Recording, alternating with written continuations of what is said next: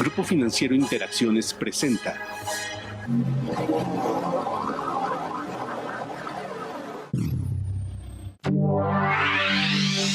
Muy buenas noches, encantado de saludarle como todos los domingos. Hoy tenemos la fortuna de tener un invitado, uno de los grandes empresarios de México, don Juan. Bienvenido, Juan. Muchas gracias, Gerardo. Qué gusto estar contigo hoy. Gracias. Los vamos a invitar a la semblanza de don Juan Gallardo. Muy buenas noches y bienvenidos a su programa de Mundo Ejecutivo, las 1000 empresas más importantes de México. Capacidad de negociación y perseverancia son dos cualidades imprescindibles de todo líder que marca pauta hacia un camino de innovación y bienestar. Este es parte del secreto de Juan Gallardo Thurlow, empresario quien desde hace más de 40 años se ha dedicado a construir escenarios estratégicos que beneficien a México en alianzas productivas de negocios. Haber crecido bajo la tutela de Juan Sánchez Navarro le permitió a Gallardo desarrollar desde joven una excelente visión de negocios, la cual fue pieza clave en la negociación de acuerdos que cambió la vida de millones de mexicanos. Su carrera como empresario comenzó en la década de los 70, invirtiendo en negocios de diversos ámbitos, hasta que en 1977 fue nombrado director internacional y de banca de inversión de Multibanco Comermex. Hacia la década de los 80, don Juan mostró interés en los sectores como el minero y el agropecuario, el cual finalmente le marcaría el camino hacia su actual nicho de mercado, el embotellamiento de bebidas. Durante el gobierno de Carlos Salinas de Gortari, Gallardo tuvo un papel fundamental dentro del llamado Cuarto de Junto, asesorando al gobierno mexicano en la negociación del Tratado de Libre Comercio con América del Norte. Su capacidad de negociación llevó a Gallardo a defender una visión de negocios por la que más tarde sería reconocido con el sobrenombre del secretario de actas del TLCAN. Su camino al éxito continuó cuando en medio de una ola de privatizaciones, el empresario compró al gobierno mexicano varias plantaciones azucareras. Dicho negocio consolidó Cultiva y a Grupo Azucarero México como líderes en el rubro de la producción, procesamiento y distribución de azúcar en México. Pese a los altibajos y a haberse declarado en suspensión de pagos durante la década de los 2000, Gallardo siguió trabajando hasta apuntalar con solidez Grupo Azucarero México. Actualmente, Cultiva genera $2.400 millones de ingresos anuales, produciendo más de 400,000 toneladas de azúcar en el mismo periodo, lo que equivale a 8% de la producción nacional. Con una fortuna estimada en $650 millones, hoy Juan Gallardo Thurlow continúa cambiando la visión estratégica de negocios en nuestro país. Muy buenas noches, Juan. Gracias por recibirnos aquí en tu oficina. Es un privilegio siempre estar contigo. Juan, para todos los amigos, es uno de los grandes empresarios embotelladores de refresco, no nada más a nivel México, sino a nivel mundial. Y ha sido un hombre muy exitoso que ha participado en diferentes sectores de la economía. De eso vamos a hablar. Y luego en una segunda parte, también don Juan es uno de los gentes que más experiencia tiene en los tratados internacionales. Ha participado desde hace 22 años en NAFTA de manera muy relevante y hoy lo sigue haciendo con todo el sector privado. Entonces, pues gracias, Juan. Muchas gracias. Me gustaría empezar un poquito de quién es Juan Gallardo y qué empresas son las que tienen, dónde participan. Sabemos que eres el embotellador de Pepsi-Cola más grande del mundo, después obviamente quitando Estados Unidos, y que nos platicaras un poco de tus diferentes negocios, de las embotelladoras, de cómo nacieron, de tu grupo de ingenios, que también pues estás integrado con la participación de los ingenios, también participas en la parte de aeropuertos, y hoy nuevamente emprendiendo con un tequila que seguramente va a ser muy exitoso, que es Volcán. Entonces, si quieres, vamos desdoblando. Con mucho gusto. Mira, empezando por la parte de carrera, yo tuve el enorme privilegio de trabajar con dos hombres extraordinarios. Uno, mi suegro, que era Jorge Larrea, en Industrial Minera México, de quien aprendí enormemente. Y otro, José Pintado, en Multibanco Comermex, Pepe Pintado, que pues fue el que inició toda la parte de consolidación de la banca. En aquella época, te acordarás, había las hipotecarias y las seguridades, y esto lo consolidó. Entonces me tocó vivir muy de cerca con dos hombres muy exitosos, de ahí fue un gran aprendizaje. Y luego me lancé por mi cuenta y adquirimos un grupo de amigos y de socios, una embotelladora en Jalisco, de Pepsi Cola. De ahí se fue dando todo un proceso de consolidación. Cuando arrancamos éramos más o menos el 5% del volumen total de Pepsi en México. Hoy es el 100%. Eran 20 y tantas familias embotelladoras en esa época, como tú te acordarás, tú lo traes en la sangre, la familia. Entonces se fue dando un proceso que se ha dado en tantísimas industrias de consolidación, por todas las obvias razones de eficiencia, tamaño de reto, transformación de la misma operación, etc. Entonces hoy tenemos una empresa que se llama GEP, Grupo Embotellador Pepsi Polar, donde tenemos a dos socios extraordinarios, uno Empresas Polar de Venezuela, cuya experiencia en alimentos y en bebidas y en cerveza es reconocida mundialmente y que han aportado una enorme capacidad administrativa y estratégica.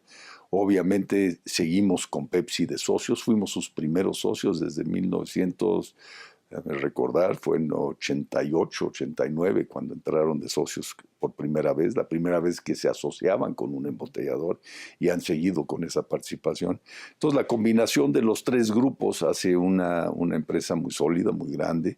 Tenemos aproximadamente 45,000 colaboradores en esta empresa, tenemos 40 plantas, estamos en todos los estados, distribuimos a todos los puntos de venta, en fin, es una empresa que consolida lo que fue el esfuerzo de todas esas familias durante mucho tiempo. ¿Y en cuántos países tienes? No, solamente en México. La parte embotelladora es solamente en México.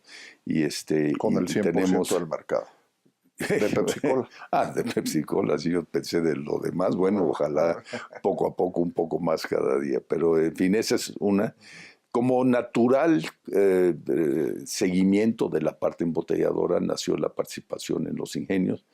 En épocas del presidente de la Madrid, es donde primero se iniciaron las pláticas. Antes todo era Azúcar S.A., como tú recordarás. Sí, fuimos los primeros en una privatización de ingenio.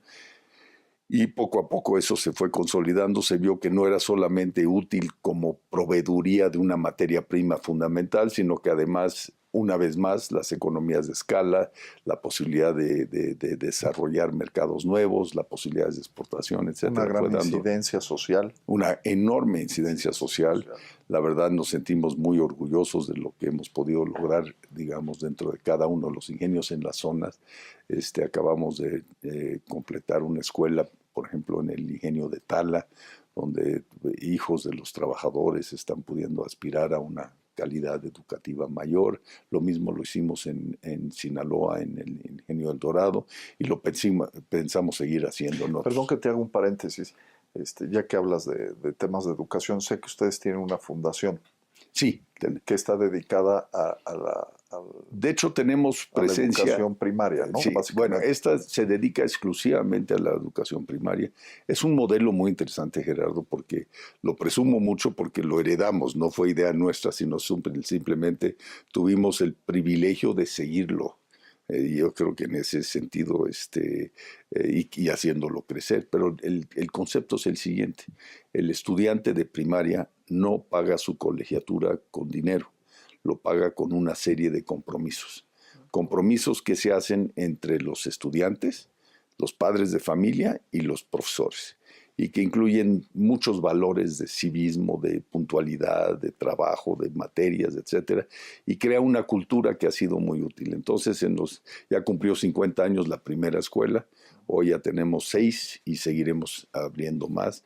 Es una mística que creo que ha sido muy, muy, muy bien recibida en ese sentido, y que además, ahora que ha habido esta reforma educacional tan importante todos estamos viviendo en nuestro país, esos valores de la nueva educación y cómo hacerlo, están recogidos plenamente en términos de lo que estamos haciendo. Y el tema del civismo es... El tema del civismo, ética, entonces, que fue una cosa, aquí hay una un desgracia. orgullo de país, un orgullo de ser, un reto por desarrollarse, y hemos tenido, bueno, estaba haciendo la lista de los egresados de esa primaria, y realmente hemos tenido desde gobernadores a jueces, a pianistas, a exitosos médicos, a todo tipo de gente que...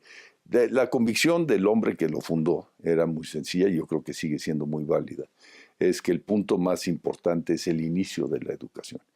Tú sobre una buena estructura puedes seguir construyendo. Claro. Si resulta que partes de una que no es lo deseable, entonces pues todo se va haciendo endeble. Entonces ese es todo el principio y en fin, ojalá un día nos hagas el favor de visitarnos, ahí sería un gran gusto. Entonces salió lo del azúcar, se fue consolidando.